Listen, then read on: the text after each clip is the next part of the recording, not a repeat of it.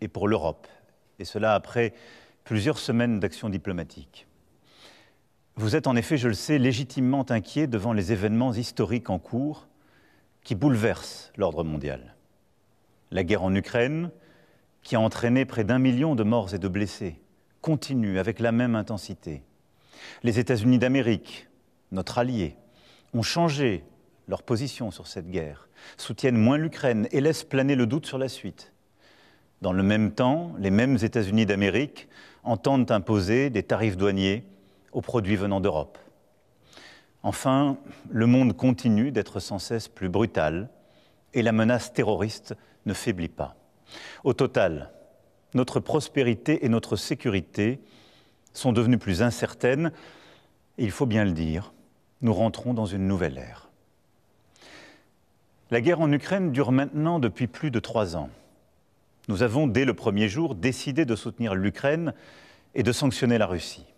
Et nous avons bien fait, car c'est non seulement le peuple ukrainien qui lutte avec courage pour sa liberté, mais c'est aussi notre sécurité qui est menacée.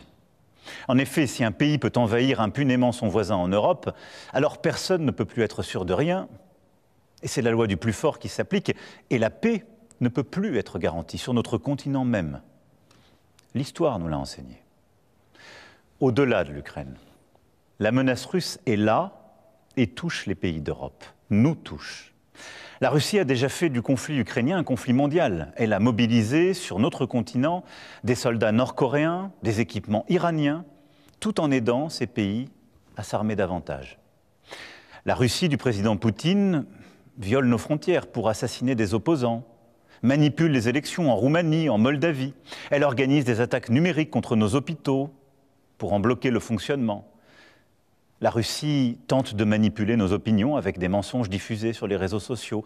Et au fond, elle teste nos limites. Elle le fait dans les airs, en mer, dans l'espace et derrière nos écrans. Cette agressivité ne semble pas connaître de frontières. Et la Russie, dans le même temps, continue de se réarmer, dépensant plus de 40% de son budget à cette fin.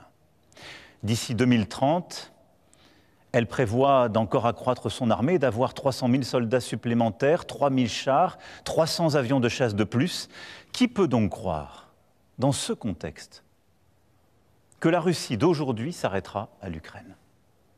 La Russie est devenue, au moment où je vous parle et pour les années à venir, une menace pour la France et pour l'Europe. Je le regrette très profondément.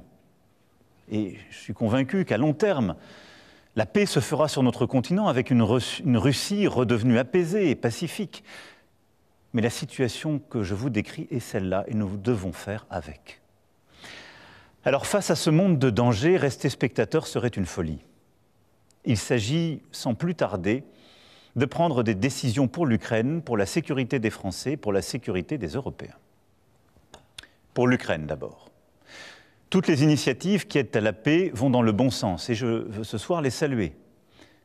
Nous devons continuer d'aider les Ukrainiens à résister jusqu'à ce qu'ils puissent négocier avec la Russie une paix solide pour eux-mêmes et pour nous tous. C'est pour cela que le chemin qui mène à la paix ne peut pas passer par l'abandon de l'Ukraine, bien au contraire. La paix ne peut pas être conclue à n'importe quel prix et sous le diktat russe. La paix ne peut pas être la capitulation de l'Ukraine. Elle ne peut pas être son effondrement. Elle ne peut pas davantage se traduire par un cessez-le-feu qui serait trop fragile. Et pourquoi? Parce que là aussi, nous avons l'expérience du passé. Nous ne pouvons pas oublier que la Russie a commencé d'envahir l'Ukraine dès 2014 et que nous avons alors négocié un cessez-le-feu à Minsk. Et la même Russie n'a pas respecté ce cessez-le-feu. Et nous n'avons pas été capables de maintenir les équilibres faute de garanties solides. Aujourd'hui, on ne peut plus croire la Russie sur parole. L'Ukraine a droit à la paix et la sécurité pour elle-même, et c'est notre intérêt, et c'est l'intérêt de la sécurité du continent européen. C'est en ce sens que nous travaillons avec nos amis britanniques, allemands et plusieurs autres pays européens. C'est pourquoi vous m'avez vu ces dernières semaines rassembler plusieurs d'entre eux à Paris, aller les retrouver il y a quelques jours à Londres pour consolider les engagements qui sont nécessaires à l'Ukraine. Une fois la paix signée, pour que l'Ukraine ne soit pas à nouveau envahie par la Russie, il nous faut le préparer. Cela passera à coup sûr par un soutien à l'armée ukrainienne dans la durée. Cela passera aussi peut-être par le déploiement de forces européennes. Celles-ci n'iraient pas se battre aujourd'hui, elles n'iraient pas se battre sur la ligne de front, mais elles seraient là, au contraire, une fois la paix signée, pour en garantir le plein respect. Dès la semaine prochaine, nous réunirons à Paris les chefs d'état-major des pays qui souhaitent prendre leurs responsabilités à cet égard. C'est ainsi un plan pour une paix solide, durable, vérifiable, que nous avons préparé avec les Ukrainiens et plusieurs autres partenaires européens, et que j'ai été défendre aux États-Unis il y a 15 jours et à travers l'Europe. Et je veux croire que les États-Unis resteront à nos côtés. Mais il nous faut être prêts si tel n'était pas le cas.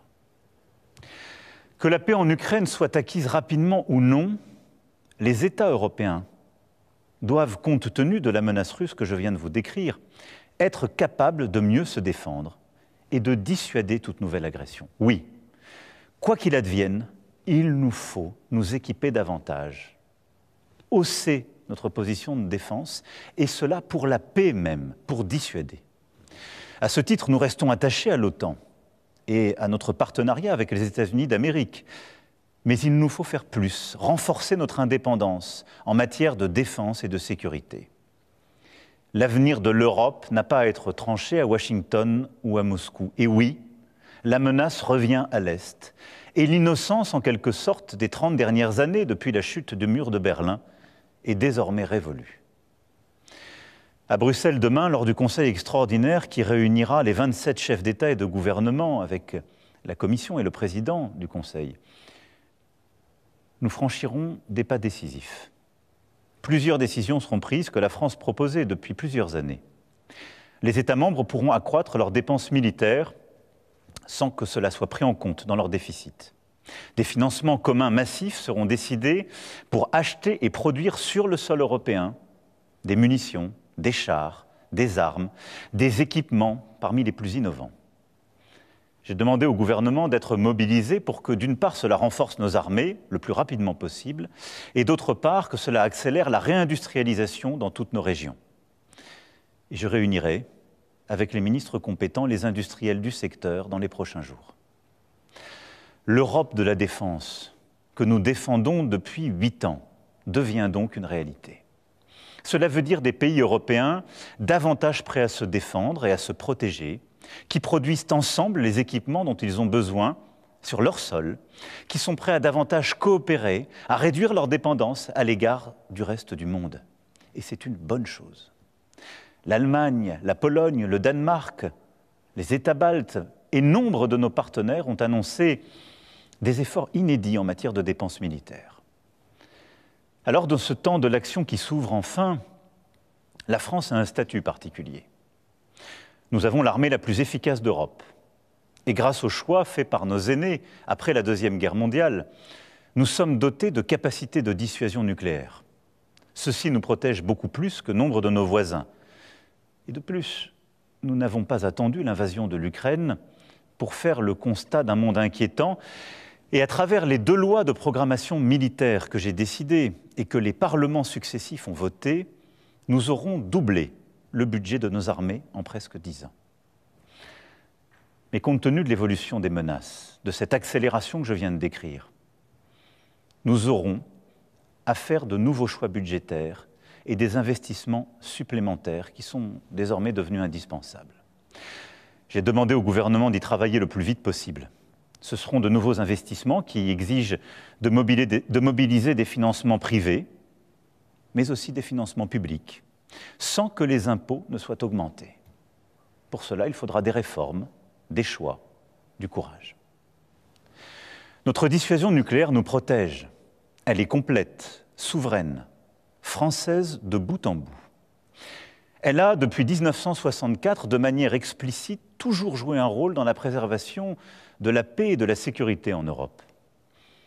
Mais répondant à l'appel historique du futur chancelier allemand, j'ai décidé d'ouvrir le débat stratégique sur la protection par notre dissuasion de nos alliés du continent européen.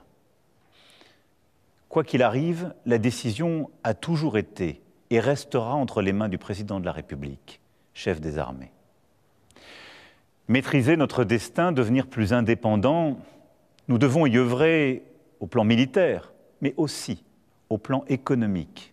Oui, l'indépendance économique, technologique, industrielle et financière sont des nécessités. Nous devons aussi nous préparer à ce que les États-Unis décident de tarifs douaniers sur les marchandises européennes, comme ils viennent de le confirmer à l'encontre du Canada et du Mexique. Cette décision incompréhensible, tant pour l'économie américaine que pour la nôtre, aura des conséquences sur certaines de nos filières. Elle accroît la difficulté du moment, mais elle ne restera pas sans réponse de notre part. Alors, tout en préparant la riposte, avec nos collègues européens, nous continuerons, comme je l'ai fait voilà 15 jours, à tout tenter pour convaincre que cette décision nous ferait du mal à tous. Et j'espère, oui, convaincre et en dissuader le président des États-Unis d'Amérique. Au total, le moment exige des décisions sans précédent depuis bien des décennies. Sur notre agriculture, notre recherche, notre industrie, sur toutes nos politiques publiques, nous ne pouvons pas avoir les mêmes débats que naguère. C'est pourquoi j'ai demandé au Premier ministre et à son gouvernement, et j'invite toutes les forces politiques, économiques et syndicales du pays à leur côté, à faire des propositions à l'aune de ce nouveau contexte. Les solutions de demain ne pourront être les habitudes d'hier. Mes chers compatriotes, face à ces défis et ces changements irréversibles, il ne faut céder à aucun excès, ni l'excès des va-t-en-guerre, ni l'excès des défaitistes. La France ne suivra qu'un cap, celui de la volonté pour la paix et la liberté, fidèle en cela à son histoire et à ses principes. Oui, c'est ce en quoi nous croyons pour notre sécurité, mais c'est ce en quoi nous croyons aussi pour défendre la démocratie, une certaine idée de la vérité, une certaine idée d'une recherche libre, du respect dans nos sociétés, une certaine idée de la liberté d'expression qui n'est pas le retour des discours de haine, au fond une certaine idée de l'humanisme. C'est cela ce que nous portons et qui se joue. Notre Europe possède la force économique, la puissance et les talents pour être à la hauteur de cette époque. Et que nous nous comparions aux États-Unis d'Amérique et a fortiori à la Russie, nous en avons les moyens. Nous devons donc agir en étant unis en Européens et déterminés à nous protéger. C'est pourquoi la patrie a besoin de vous, de votre engagement. Les décisions politiques, les équipements militaires, les budgets sont une chose, mais ils ne remplaceront jamais la force d'âme d'une nation. Notre génération ne touchera plus les dividendes de la paix. Il ne tient qu'à nous que nos enfants récoltent demain les dividendes de nos engagements. Alors nous ferons face, ensemble. Vive la République, vive la France.